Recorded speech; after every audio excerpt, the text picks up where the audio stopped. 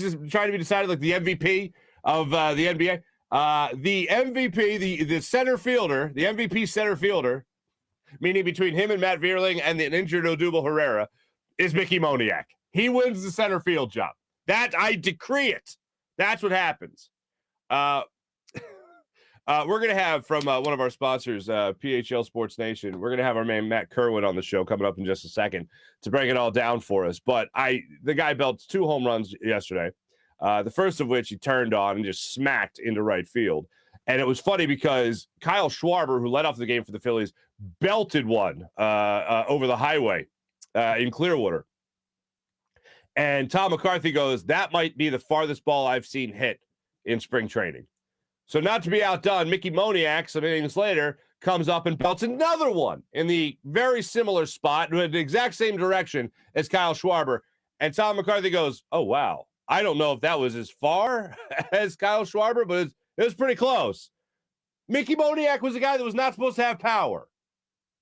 Mickey Moniak, a lot of people wanted to jump on and say, 16 years old, this kid, get out of here.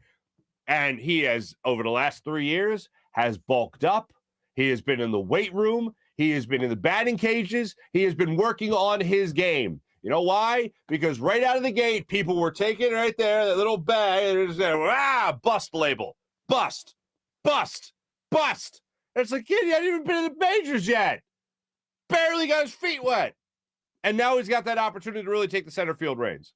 And I feel like he has earned that. If you're not going to get a lot out of spring training, maybe the one thing you can get is seeing if new guys or young guys are ready to take the reins or at least deserve that opportunity to do it. In Mickey Moniak's case, a legit opportunity to do it. This is the opportunity. Then that's what you can get out of spring training. The opportunity to try to siege a moment or siege a position at the major league level when this team so desperately needs somebody to step up to play center field. And when the Phillies re-signed Odubel Herrera, my first thought was, why? Why are we doing this? Why? We know how this story ends. We've seen this movie. We don't need this.